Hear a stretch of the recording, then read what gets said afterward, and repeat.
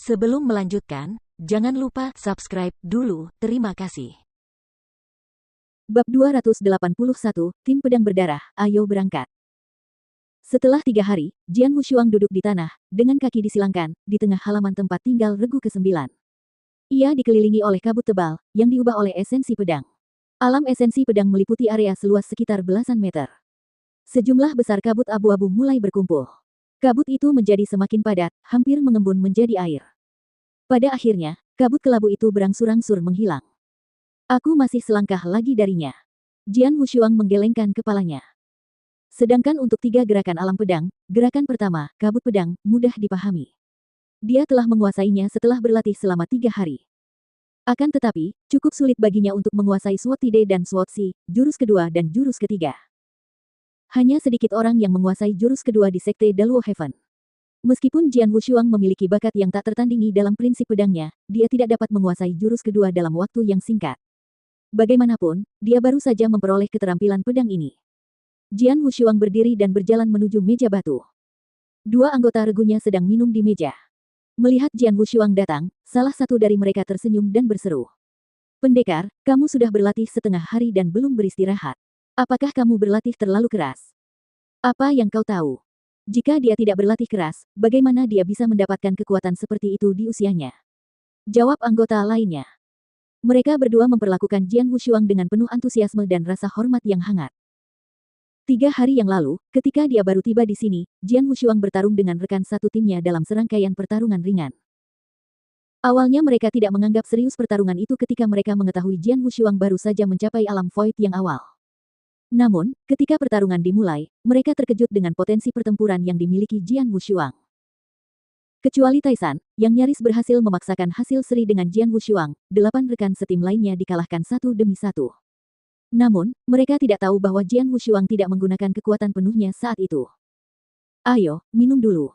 Kemudian Jian Wushuang duduk di meja dan mulai minum bersama mereka. Tak lama kemudian, sosok yang tinggi dan kuat muncul di samping mereka. Sosok itu adalah Taisan. "Keluarlah." Taisan berbicara cukup keras hingga terdengar di seluruh halaman. Para anggota tim mulai berjalan keluar dari kamar mereka dan menuju ke meja batu. "Bos, apa yang terjadi?" tanya Mo Ying. Jian Wushuang memandang ke arah Taisan. "Saya baru saja menerima berita bahwa pelindung lain terbunuh tadi malam," jawab Taisan dengan serius. "Apa?" Berita itu mengejutkan semua orang, meskipun mereka tidak mengizinkannya untuk ditayangkan. Tidak disangka seorang pelindung sekte tak berhati, yang merupakan pakar utama dalam daftar bulan darah, terbunuh. "Pelindung mana yang meninggal?" tanya Jian Wushuang. "Pelindung Sulang," jawab Taisan.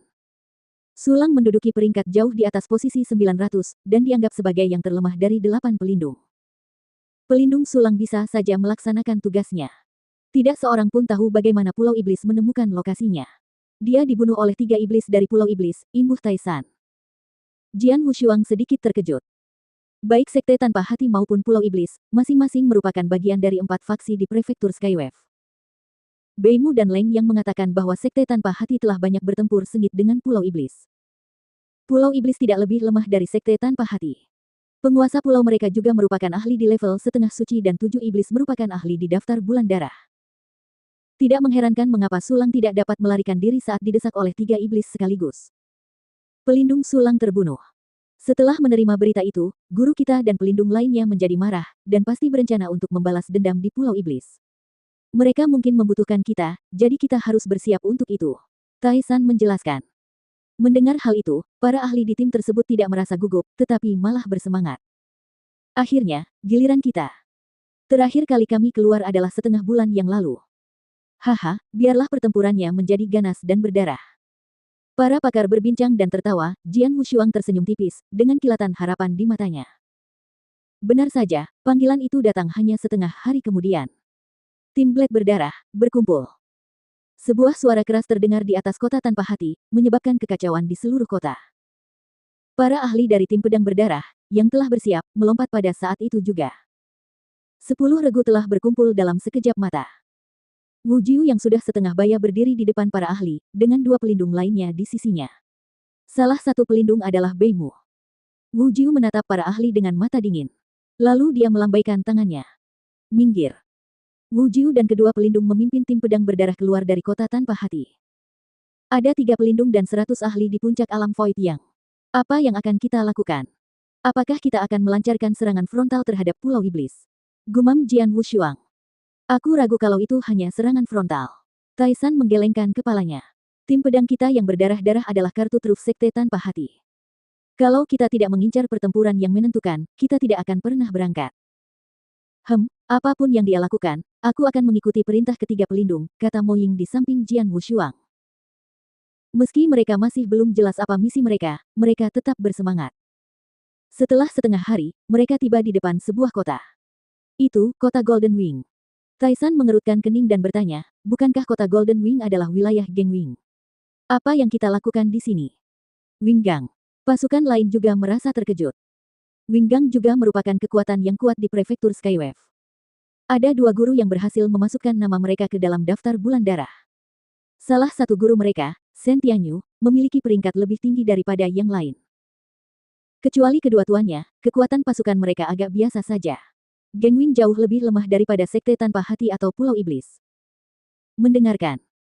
Wu Jiu berhenti di depan para ahli dan berkata dengan suara dingin, kemarin, pelindung Sulang dibunuh oleh para ahli dari Pulau Iblis. Menurut informasi yang dapat dipercaya, Geng Wing lah yang memberitahu lokasi pelindung ke Pulau Iblis, jadi tugas kita hari ini adalah memusnahkan Geng Wing dan membantai kedua tuan mereka.